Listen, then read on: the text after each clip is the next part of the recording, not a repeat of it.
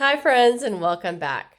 All right, I've been talking a lot about women's health lately and hormones, but today this one is for my men.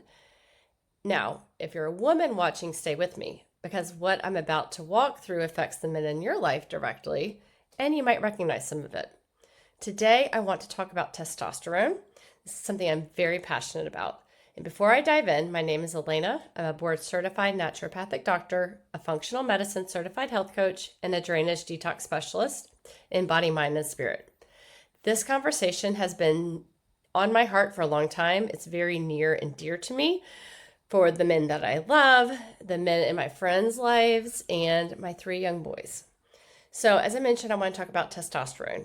I want to talk about what it actually is and what it does in the body, and then what happens when it starts to decline, which is a natural part of aging. It's supposed to happen. I also want to talk about what's really driving the dysfunction underneath that can show up as these hormones start to decline. I want to have a real, honest conversation about testosterone replacement therapy, not to bash it, but because I feel like there's a bigger picture that most men, especially in my life, aren't getting, and I want to talk about it.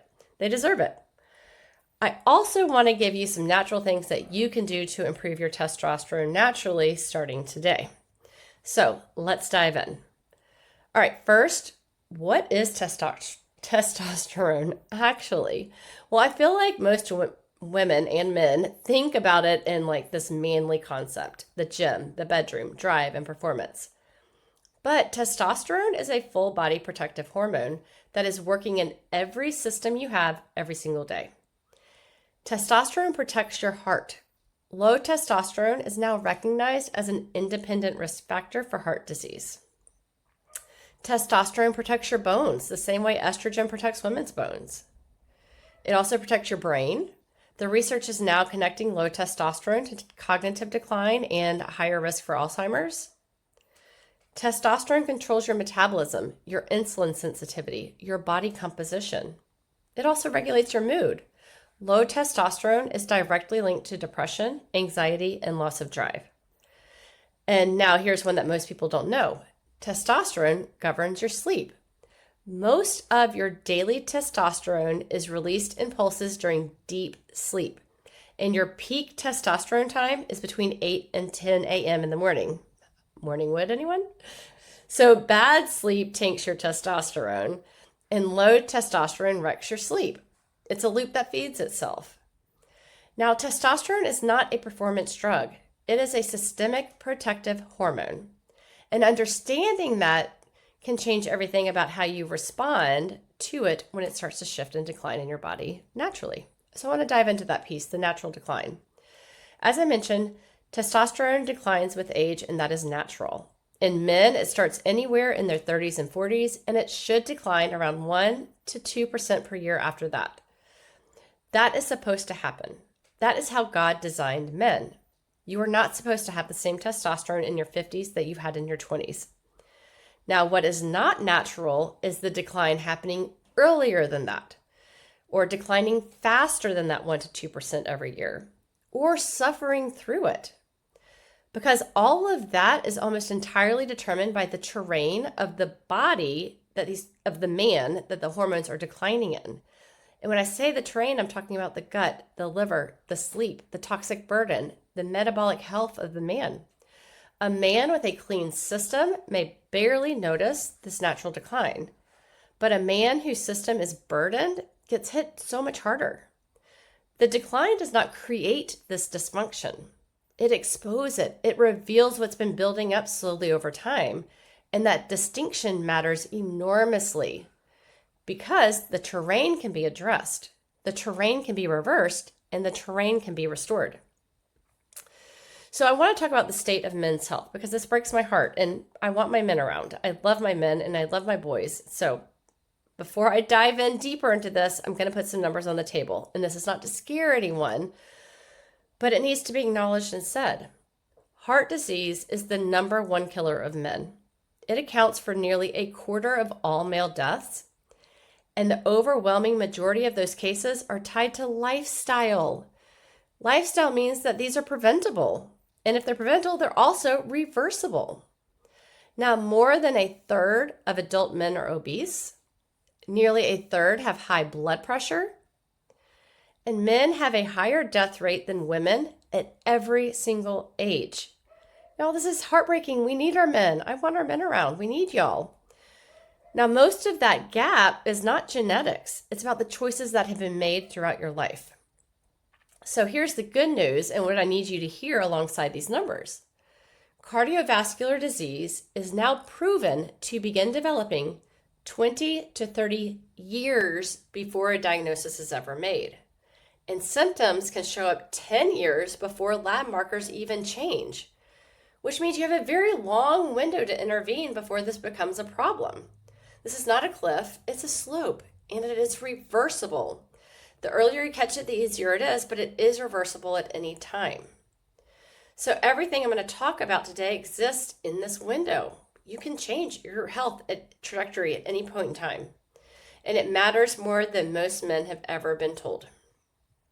So I want to talk about some of the signs, because low testosterone rarely announces itself loudly. Frankly, really no disease or diagnosis ever announces itself loudly. Symptoms are your body's language. It's the only way it knows how to communicate. It starts with a whisper, or often starts with a whisper, and then gradually gets louder to a scream when it goes undiagnosed. So initially, when low testosterone starts to decline, most men just feel off. Maybe low motivation, harder to build or keep muscle, a little more belly fat, mood that feels flatter than it used to, less drive, lower libido than they had in their 20s, sometimes even erectile dysfunction. There's that general sense of, I just don't feel like myself anymore. I don't feel the same. But here's one sign that almost nobody talks about. Now go look at your lower legs, between the ankle and your mid-calf. Men with declining testosterone often lose the hair in this area.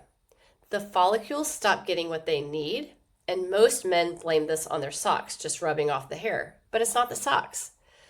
That is your body signaling a hormonal shift. And here is why that small sign matters in a big way. Remember, cardiovascular disease starts showing symptoms 10 years before the labs begin to change. The body signals dysfunction long before conventional medicine can measure it. The leg hair, the low drive, the belly fat that doesn't budge, the energy that used to be there and is not there anymore. These are not just inconveniences, they are early language from the body. And if we know how to listen to that language of the body, we can act inside this window. We can reverse course much easier. So I want to talk about the real driver behind all of this. There is a piece that almost never makes the conversation when we're talking about testosterone, and it's the piece that I believe sits at the root of most of what men are experiencing. Now it starts with toxins. We live with an unprecedented toxic burden in this world. Environmental chemicals and toxins, pesticides, fungicides, heavy metals, mold, endocrine disruptors, radiation, the list goes on. These compounds accumulate in your tissues, organs, and glands, and they do something specific. They drive pathogenic overgrowth in the gut, frankly in the whole body eventually, and your gut is not just a digestion organ. It is directly involved in testosterone metabolism. In women, I talk about the estrobolome, the gut bacteria that processes and recirculates estrogen, because some of our estrogen should be recirculated. The rest, after it's been used, needs to be excreted. Well, men have the equivalent. Researchers are calling it the testrobolome. And here's how the testrobolome works. Once testosterone has done its job, it gets sent to the liver to be packaged up along with its byproducts. It is sent through bile into the small intestines, large intestines, toward the colon, and out in excretion and a bowel movement. But not all testosterone is supposed to leave the body. Some needs to be reabsorbed and recirculated. That is one way the body can manage and keep testosterone in circulation even in a declining body. Your gut microbiome is the regulator of that balance. So a healthy gut manages it appropriately. A dysbiotic gut, a degraded gut, a dysfunctional gut, a leaky gut that is driven by toxic burden and pathogenic overgrowth, it throws this whole system off. There is even one strain of bacteria, let's see if I can pronounce this right, Pseudomonas reducens, I think is how you say it, but it contains an enzyme that literally degrades testosterone rather than recycling it. This is found in significantly higher levels in men with both low testosterone and high cholesterol. So your gut is either supporting your hormonal balance or it is actively working against it and destroying it. Now, when the gut lining breaks down, leaky gut, things that were never meant to enter the bloodstream do. And so when I'm saying leaky gut, along the lining of our gut, our intestinal tract, we have these tight little junctions. And after we've broken down our food, the waste products, the toxins, etc., should pass on by, and only the tiny little micronutrients that we need should pass through these tight little junctions, get into the bloodstream, and circulate throughout our body. But with time, with toxic exposure and bad food, stress, etc., these tight junctions start to loosen and gap. This is called leaky gut. And then the things that should have been passing by now are able to seep through these gaps, these loose junctions, get into the bloodstream and start circulating in the body. They never should have been there. So that could be food particles that were never fully broken down. It could be environmental toxins. And most significantly for this conversation is LPS, lipopolysaccharide, which is a toxin from the outer wall of certain gut bacteria. LPS is normal, but it should stay within the gut. It should not seep through these gaps. When LPS seeps through these gaps and enters circulation, the immune system fires an inflammatory response. When any of these things get into the blood system and circulation that don't belong, it sees it as a foreign invader and it sends a full-on attack. Inflammation fires, and that inflammation does something specific. Well, it does a lot of things, but here for this conversation, it poisons the mitochondria, which is the powerhouse of our cells. It's the energy source. It is how our cells work. Without properly functioning mitochondria, the cell can't do its job, whatever cell that may be. So why does this matter for testosterone? It matters because making testosterone is one of the most energy-intensive processes in the body. The Leydig cells in the testes that produce testosterone are packed with mitochondria. There's so many of them. Those are the engines. So when the mitochondria are compromised, when they're dysfunctional by chronic inflammation and toxic exposure, then the hormone production drops. Not because something is fundamentally broken, but because the mitochondria didn't have the ability to produce the energy for the cell to do its job and produce the actual hormone. It's because the terrain is not one where optimal production is possible. And here's the cycle I see constantly, consistently. Toxic burden drives gut dysfunction. Gut dysfunction drives inflammation. Inflammation drives mitochondrial dysfunction or mitochondrial compromise. Then hormone production drops. This happens in men and women. Low testosterone then promotes fat accumulation. More fat means more aromatization, which means the conversion of testosterone into estrogen. More estrogen drives more inflammation. The cycle feeds itself. You cannot supplement your way out of a toxic terrain. You cannot out-hormone your way out of a toxic terrain, and you cannot peptide your way out of a toxic terrain. The toxins and the pathogens, and I'm talking about the bacteria, viruses, parasites, they have to be addressed first. Drainage pathways have to be open. The gut has to be healed and sealed. Those junctions need to be tight again. The mitochondria have to be restored and working properly. Then, in that clean environment, the body has the conditions to produce what it was designed to produce at whatever age you are. That is the drainage and detox work. That is the foundation of everything I do. And it applies to men's hormonal health as much as it applies to women's. I go deeper into this into 2 episodes I've done, the gut hormone connection and the full hormone life cycle. I'll put links for both below if you want to do a deeper dive. So now I want to have a real honest conversation about testosterone replacement therapy.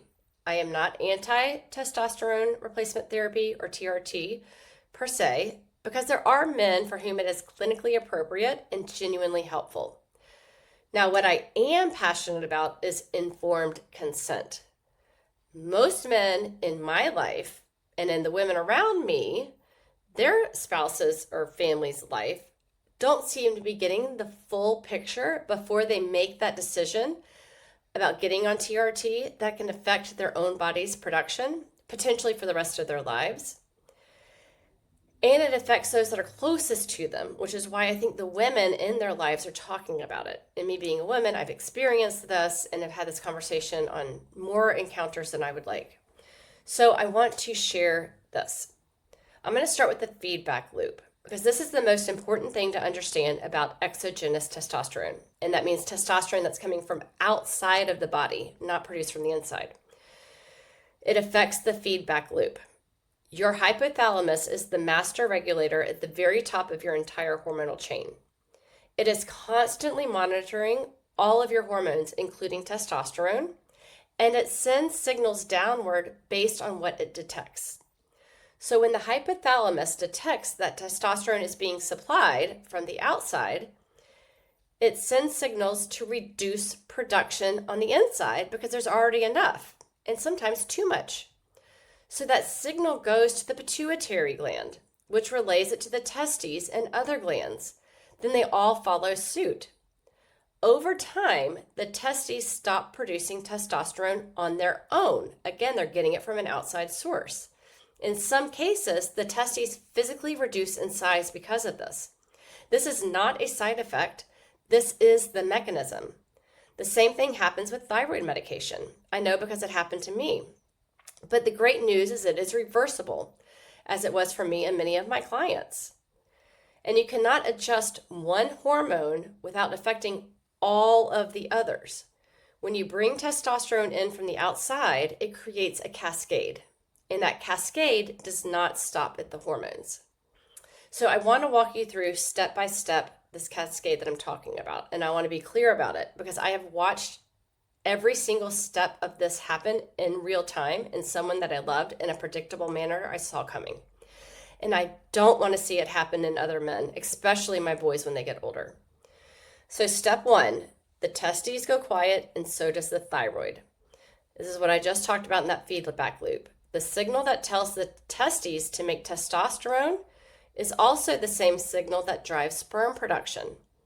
So when testosterone drops, when that signal drops, guess what drops? Sperm production drops too. This is why men on TRT often struggle with fertility. And most men I have found are not necessarily told this before they start, especially the younger men who assume they just have time to deal with babies later when it's not on their forefront. Later sometimes is more complicated than they expected. And at the same time, because the hypothalamus manages the thyroid alongside the gonads, the thyroid begins to quiet too. Numbers shift. Thyroid medication gets prescribed. Nobody connects it to when the testosterone started. This is not a coincidence. This is the cascade. This is the biology. This is physiology. This is how the body works. So step two, insulin resistance builds. A slowing thyroid drops metabolism. Disrupted sleep rises cortisol. Cortisol rises blood sugar. Visceral fat begins to accumulate. Then insulin resistance builds.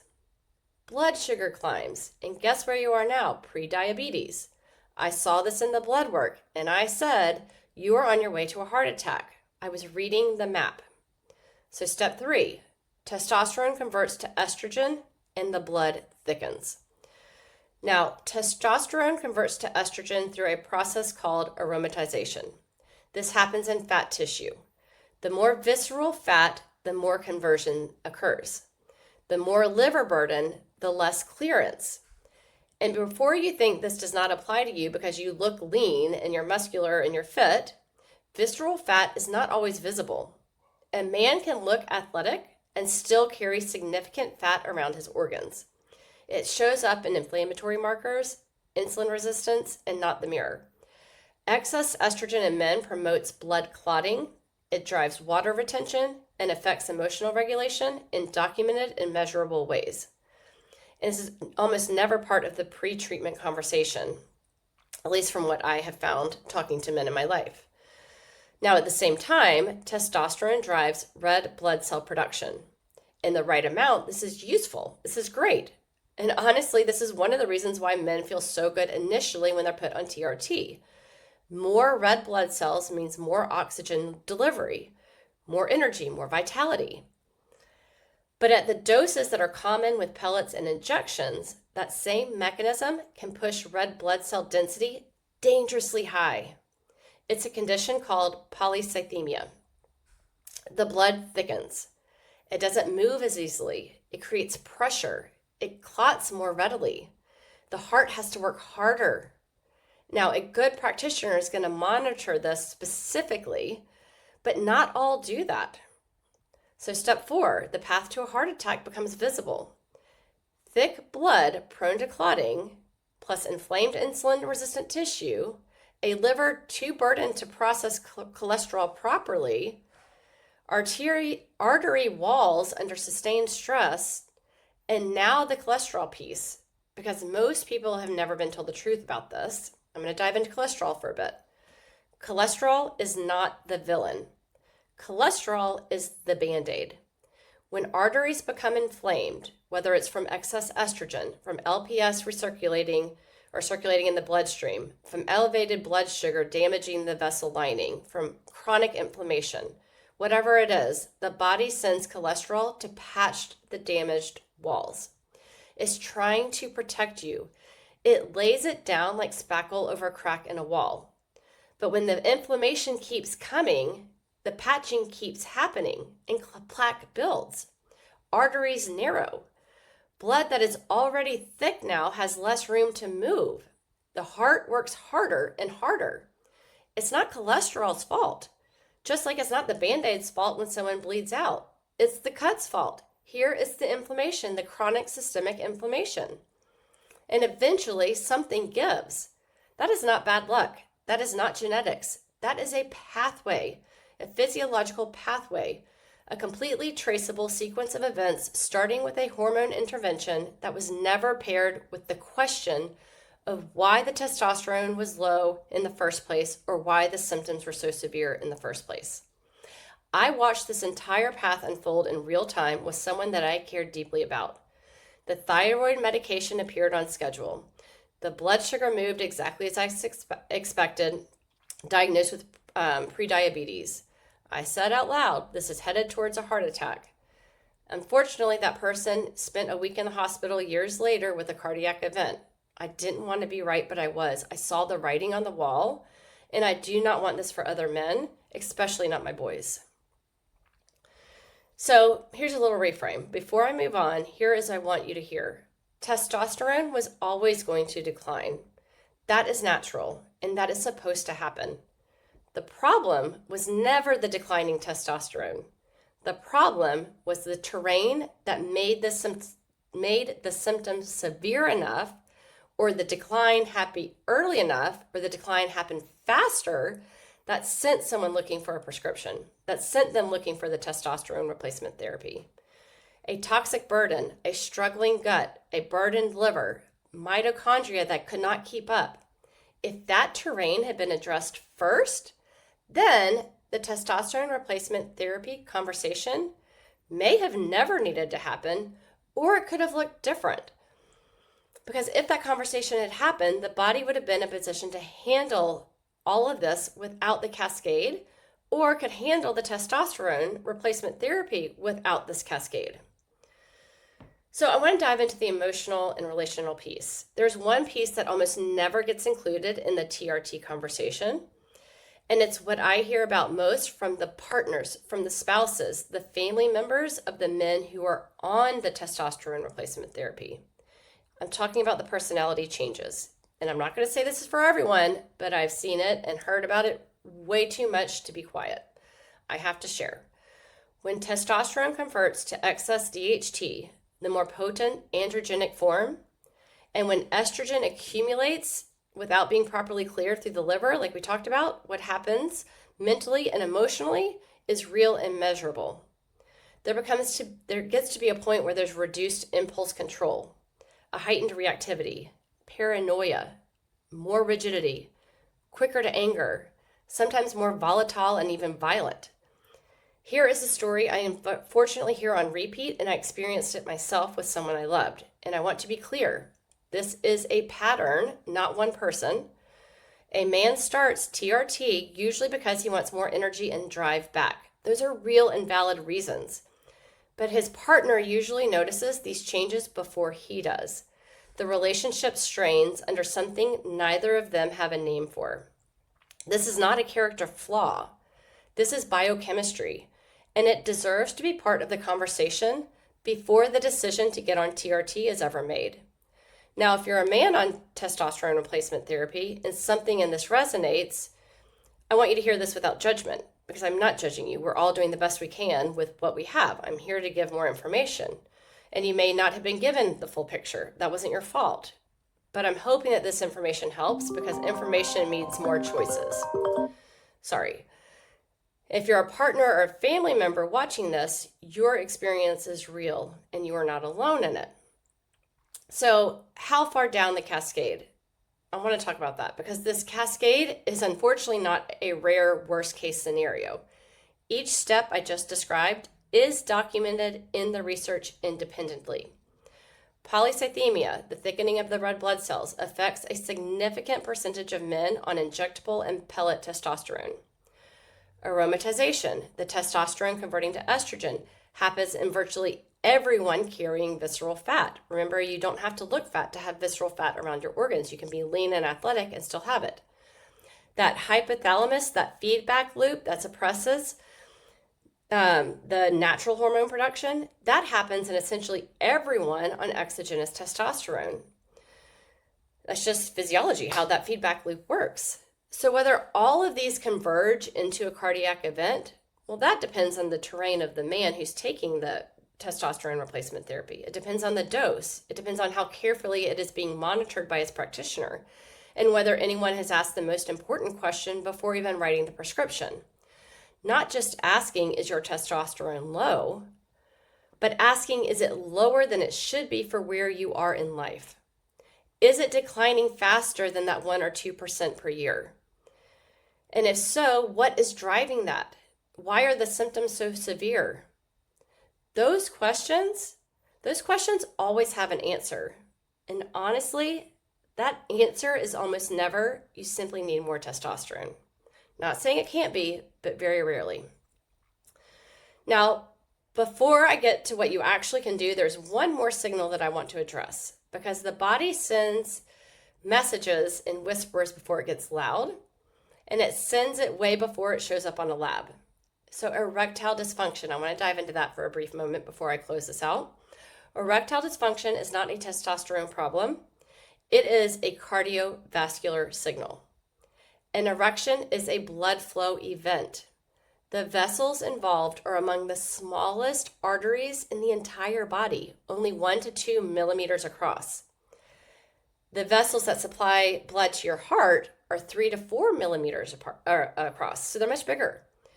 Vascular damage always shows up first in the smallest vessels, years before it reaches the larger ones.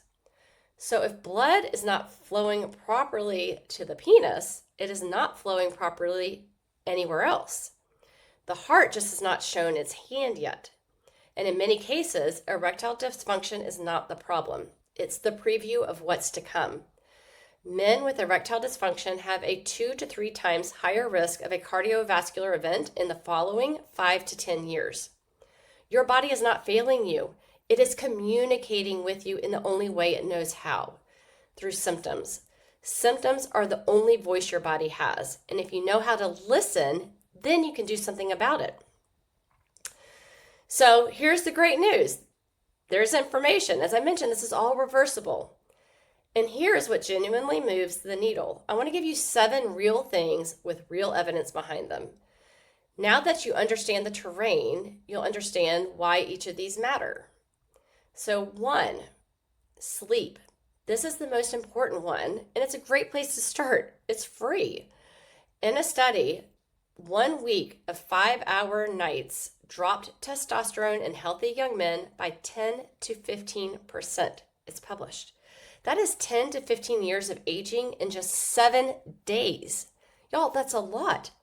Most of your daily testosterone is released during deep sleep, as I mentioned earlier. You need 7 to 9 hours, consistent timing, a dark, cool room, No alcohol or reduced alcohol within 3 hours of going to bed is ideal. And if you snore, this is a huge passion of mine, please go get checked for sleep apnea. If you're breathing through your mouth, all of these things cause oxygen deprivation in the body. Definitely affects your heart, but for the purpose of this conversation, that oxygen deprivation directly affects the Leydig cells that produce the testosterone. If they don't have the oxygen, they can't produce it. It's one of the most overlooked drivers of low testosterone in men, as well as heart disease, as I mentioned. I have a huge passion around sleep apnea, snoring, and mouth breathing. That's another episode.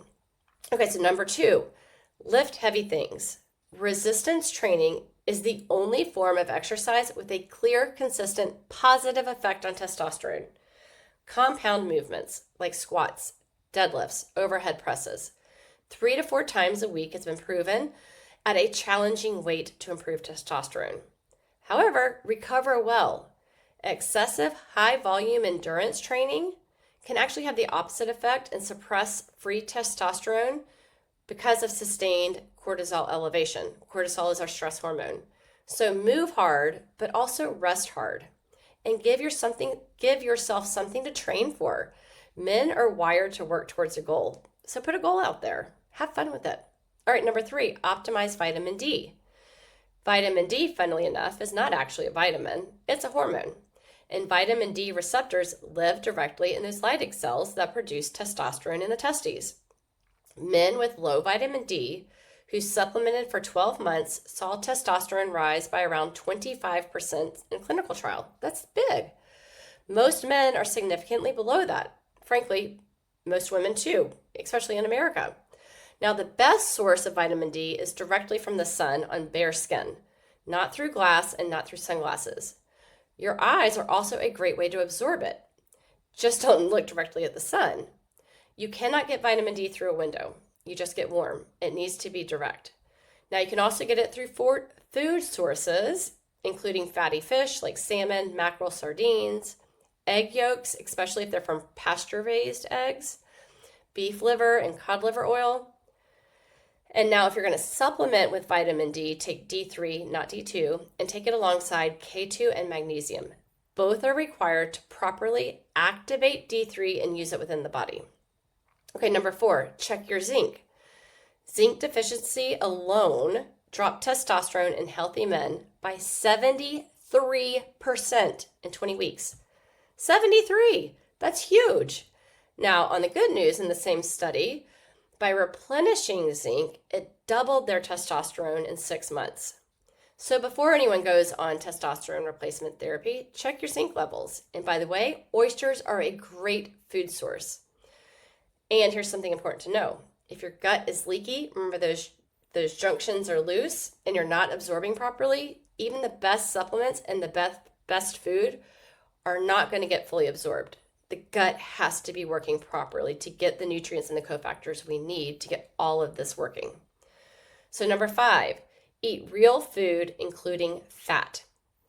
Cholesterol, I'm going to talk about it again, is the raw material for every single steroid hormone in the body, including testosterone. Yes, testosterone is a steroid hormone.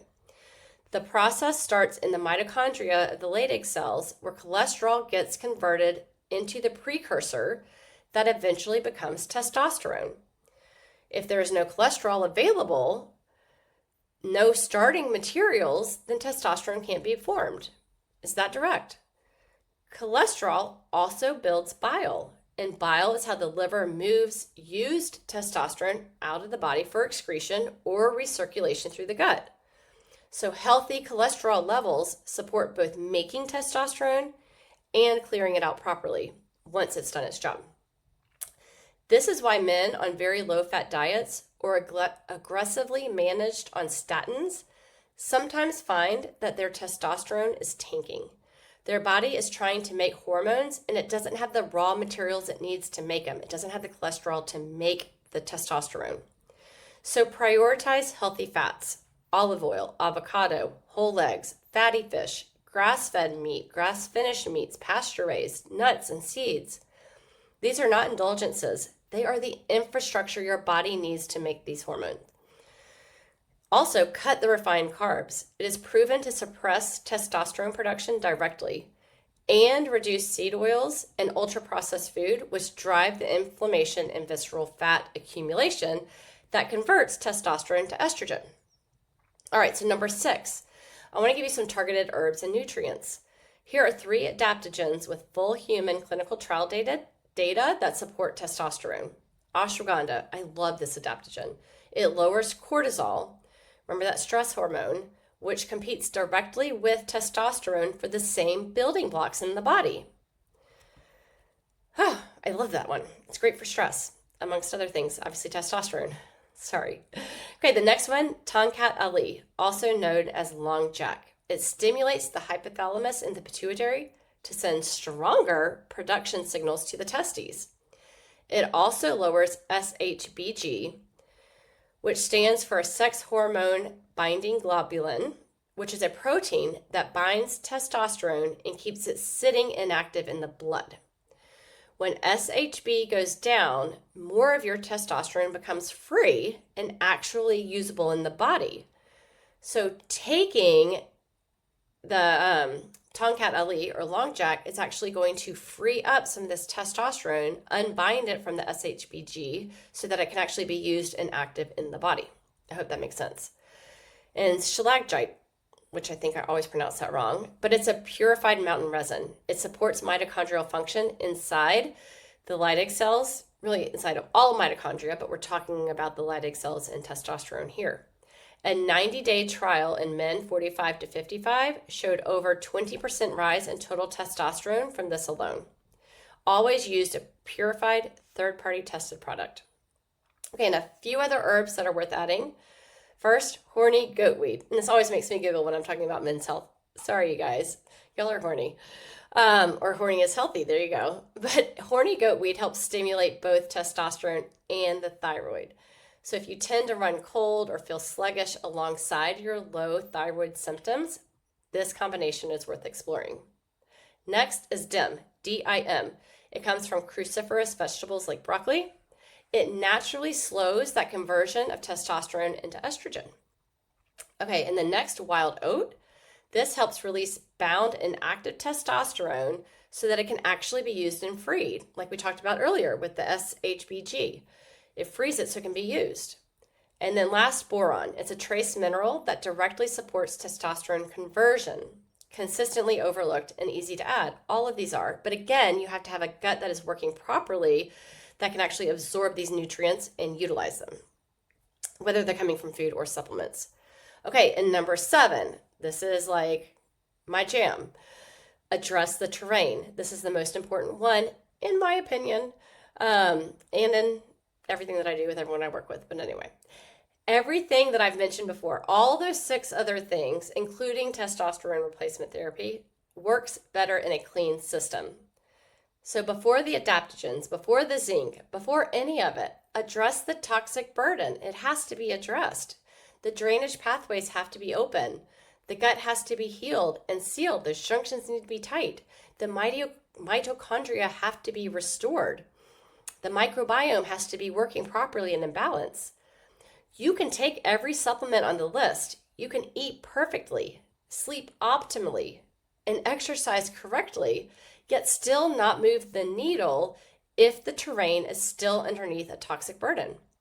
The mitochondria that produce your hormones cannot function in a poisoned environment. Clean the environment first, then everything else works better. Works as if it was designed to. So here's everything I just gave you. Take it, use it, please, I beg you. Start with sleep and movement. Optimize your vitamin D and zinc. Get fresh air, clean water, ideally filtered or distilled. I prefer distilled. Clean your food, clean up your diet. And if you want to go deeper, look at what is actually driving the dysfunction underneath. The toxins, the gut, the drainage, the pathogens, the mitochondria, the parasites. It all feeds on each other. It's a cycle. And it can end and it can be reversed. This is where the real shift happens. Not just in testosterone production, but in your full health. Now, if you're already on testosterone replacement therapy, I want to speak directly to you because you have 2 very valid paths after listening to this video, and both start in the same place. So some men want to come off of this. For those men, there is a path. It requires, as I mentioned, opening the drainage pathways, clearing the toxic burden and the pathogens that feed on it, healing and sealing the gut, restoring the mitochondria, doing the nervous system work. It is not guaranteed for everyone, but it is real for some. The body wants to regulate itself. It was built to do that. It's always trying to heal. It just needs the right conditions to do that. Now, the other men who are on TRT and want to stay on that, it might be a completely valid choice. Maybe it's working for you. Maybe it is medically necessary. Maybe it's the right decision for where you are in life. And that is okay. It's absolutely okay. But the terrain work still matters enormously. A clean gut means less aromatization, less testosterone converting to estrogen. Open drainage means the liver can clear the excess. Lower toxic burden means the mitochondria are not compromised. Better sleep and optimized nutrients mean your body responds to the testosterone you're giving it more efficiently, and those cascade effects that I talked about are reduced. You don't have to end up at a heart attack. You can be on testosterone replacement therapy and be significantly healthier about it. The terrain work does not require you to come off of TRT. It just makes everything else work better. So whether you want off or you want to optimize where you are, the path starts the same way. Clean the terrain, support the foundations of your health, give your body the conditions that it needs. Now, I will be very honest. I do not work specifically with men on hormone protocols. I don't specifically work on men. I primarily work with women. But this is very passionate to me from what I've experienced in my own life and the men that I love. And I do have some male clients too. With that being said, the foundational work that I do is the same for everybody, whether you're male or female. The gut, the drainage, the detox, the mitochondria, the nervous system. These are not women's issues. They are human issues. And addressing these changes the hormonal picture for everyone, male or female. So if you want to understand what is actually driving what you're experiencing and what it would look like to work with from the root up, I created a training video that walks you through exactly how I approach this work. It's free and I give you the complete framework for my practice. It's called Stop Managing Symptoms and Start Living. I'll put the link in the description below. Take the information and do what you want with it because information is power. When you have information, it gives you choices. So with that said, please share this video or this episode with someone who needs to hear it. There are a lot of men making important decisions right now, and I feel like they're making them without the full picture. Additionally, there's a lot of women who need this for the men in their lives and the men that they love. So I want to say thank you so much for being here. Subscribe if you want more of this kind of content. Again, share it with anyone that might be interested, and I will see you on the next one. Thank you, and I love you. Have a blessed day.